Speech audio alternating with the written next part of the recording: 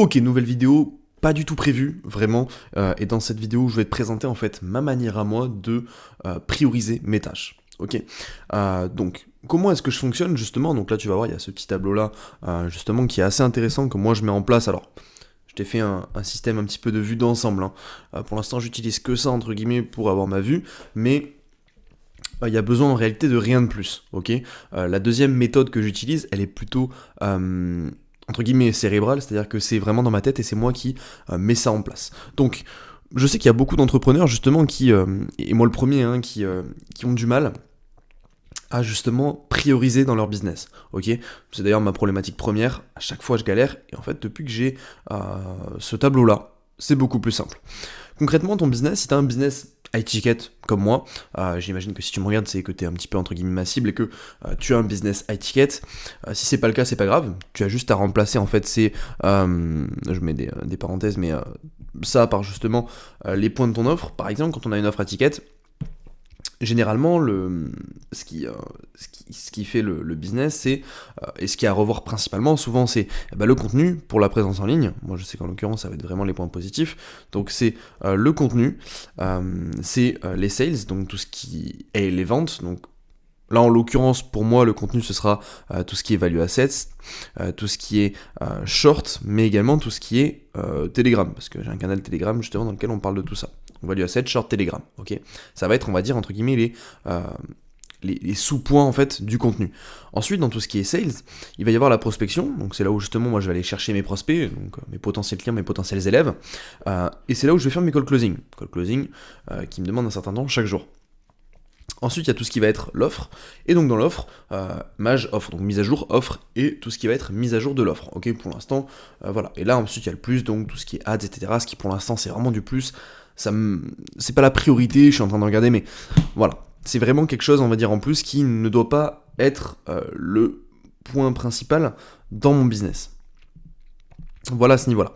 Voilà, donc au final, de mon côté, pour mon business, ça se présente en fait en quatre étapes en fait, entre guillemets étapes, c'est vraiment le contenu, les sales et l'offre et le plus, c'est vraiment... C'est pour ça d'ailleurs que je l'ai mis en quatrième, hein. Juste ici, là, ce que vous voyez, 1, 2, 3, 4, c'est priorité ou pas. Donc, dans un premier temps, la priorité, c'est les sales. Sur mon offre, pour moi, je dois l'améliorer en continu, donc les sales, c'est le point priorité. L'offre, c'est la mise à jour de l'offre, c'est la priorité aussi aujourd'hui. En effet, revoir une offre, ça me prend pas beaucoup de temps dans la semaine, donc j'en fais ma prio. Et dans un second temps, il y a tout ce qui est le contenu. Enfin, dans un troisième temps, il y a tout ce qui est le contenu.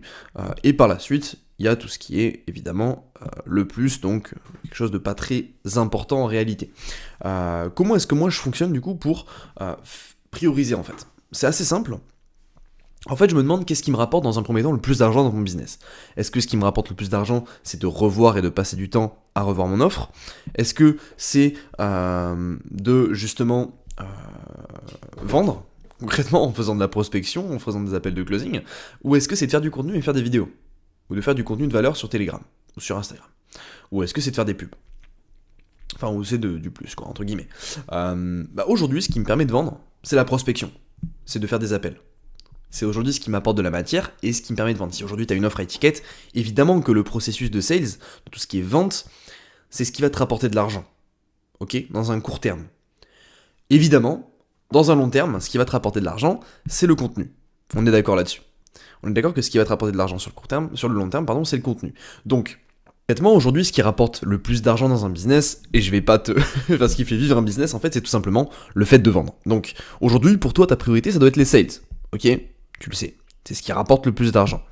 Dans un second temps, ça peut être ton offre, ton contenu, c'est à toi de décider, hein. Et justement, c'est pour ça que voilà, ça après c'est propre à chacun, mais ce qui fait vivre un business, on va pas se mentir, c'est le fait de vendre ses services. Ok? Le reste, ça n'a pas forcément d'importance, ça n'a pas forcément de valeur ajoutée plus, ok? Évidemment que le contenu c'est important, sur du long terme, évidemment que c'est important, évidemment que ça apporte quelque chose de bon, ok? Donc là aujourd'hui, toi, la manière dont je fonctionne moi justement pour si à un moment tu vois j'ai un doute, par exemple, admettons, je dois vraiment tourner ma value assets du jour, ma vidéo YouTube du jour où j'apporte de la valeur, mais je dois vraiment faire un message sur Telegram. Ok, c'est un exemple. Donc, au final, je dois faire l'un des deux. Qu'est-ce que je vais choisir? En fait, la réponse, elle est simple. C'est-à-dire que, d'un côté, tu fais en fait, au final, tu fais une sorte de VS. Moi, c'est vraiment, j'adore fonctionner comme ça. Donc, tu fais une sorte de VS. Donc, par exemple, mettre ton message sur ton school ou sur Telegram. Ok, on s'en fout. Hop, je me suis pas mis sur ça. Tac, parfait. Tu fais ton message, donc, soit Telegram, donc school. Donc, bon, on va dire ton message sur ton plateforme. Voilà, on va faire un exemple. Donc, soit ton message sur ta plateforme communautaire, soit tourner un value asset. Qu'est-ce qui est le mieux aujourd'hui? Qu'est-ce qui va te rapporter le plus d'argent? Et bien au final, tu fais un calcul. Est-ce que ce qui va te rapporter le plus d'argent, ça va être de faire ton message ou ta value asset? Tu sais très bien que ta value asset, c'est ce que tu vas envoyer à des prospects qui ne te connaissent pas. C'est ce que tu vas envoyer à des prospects dont tu n'as pas de connaissances, qui ne te connaissent pas et qui vont te permettre de te connaître. Donc aujourd'hui, et le message sur ta plateforme communautaire, c'est juste ce que tu vas envoyer de manière naturelle à une personne soit qui n'a pas acheté ton produit, soit qui par exemple a rejoint naturellement et que tu ne connais peut-être pas. Aujourd'hui, la priorité, et au final on va retourner à ce principe-là de la vente et de l'objectif, c'est de faire rentrer du cash, la priorité c'est un value asset. Donc au final, si tu hésites entre 2 ou 3 tâches, fais un VS et repose en fait tous les points positifs, enfin tous les points que chaque chose peut t'apporter. Ok ? Encore une fois, là on est plutôt pour de value asset, tu vois, c'est vraiment simple. On va faire ça sur 2 ou 3 exemples, mais on est plutôt sur du long terme, enfin sur du court terme, pardon, donc quelque chose que tu peux envoyer où la personne va avoir un avis direct. Là, le Telegram School, elle va avoir un avis direct, mais en effet on est uniquement sur un petit message. Voilà, c'est pas quelque chose de très qui a beaucoup de valeur, tu vois. Enfin si, ça a beaucoup de valeur, mais c'est différent, c'est complètement différent. On va prendre un autre exemple. Par exemple, t'hésites entre, tu dois vraiment revoir ton offre, hein. Tu dois vraiment revoir ton offre, tu sais que t'en as pour un petit moment, t'en as pour voilà, 3 à 4 heures le temps de tout mettre en place, etc. Par exemple, tu dois prospecter 20 personnes. Donc prospecter 20 personnes, tu m'as compris. Hop, voilà. Qu'est-ce que tu vas choisir? Bah, en fait, tout dépend. C'est-à-dire que prospecter 20 personnes, tu sais que, par exemple, t'en as pour à peu près, si tu fais de la bonne prospection, hein, de la prospection comme moi je l'enseigne, t'en as pour à peu près, voilà, 20 personnes, je pense en à peu près entre 1 heure et 2 heures, 1 heure et demie, 2 heures même, facile. Ton offre, t'en as à peu près pour 3 heures. Bah, aujourd'hui, la priorité, si tu sais que tu vas être plus serein d'un point de vue vente, si tu sais qu'au niveau de la vente, tu vas être meilleur parce que tu as revu ton offre et parce que tu sais que t'es OK là-dessus, tu vas peut-être en priorité revoir ton offre. Pourquoi? Parce qu'au moins tu sais que là-dessus, hop, c'est validé, on est bon, et derrière, tu vas pouvoir être plus quali pour la prospection. Ok? Par contre, si en effet tu fais 20 prospects, que au niveau de la prospection t'es pas au top parce qu'au final tu sais que t'as pas fait ton offre et que tu vas pas être bien, autant que tu bousilles ça et que hop, au moins après tu t'en débarrasses, t'es ok là-dessus. Ok? Là c'est vraiment mon raisonnement à moi, mais au final l'idée c'est de vraiment faire des VS et de comparer, encore une fois, avec la liste des choses à comparer, tu vois.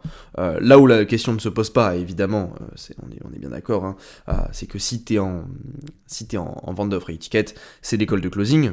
Hein, l'école de closing, ça reste la priorité par rapport à tout ce que tu as de A à Z, évidemment. C'est la seule chose qui n'est pas comparable avec les autres dans justement cette vidéo que je suis en train de te faire. Mais voilà, l'idée c'est vraiment de pouvoir comparer et faire des 1v1 en fait sur chacune des tâches que tu as à faire quotidiennement dans la journée. Si tu sais par exemple que t'as quelque chose qui va te prendre, moi j'aime bien fonctionner comme ça, mais c'est mon cerveau qui fonctionne comme ça, tu vois. Si par exemple je sais que je dois ajouter ce module à mon offre, etc., je sais que j'aime bien le faire en priorité. J'aime bien le faire en priorité, comme ça au moins c'est fait une fois, et il n'y a pas besoin de le faire. Dans tous les cas, prospecter, ça devrait être fait tous les jours. Dans tous les cas, faire des value assets, ça devrait être fait toutes les semaines. Voilà, c'est aussi simple que ça. Vraiment, l'idée, c'est la priorisation, et c'est pour ça que je te dis, utilise cette méthode des 1vs1. Tu vois, il y a vraiment cette idée-là de comparer chacune des tâches pour pouvoir avancer. C'est hyper important.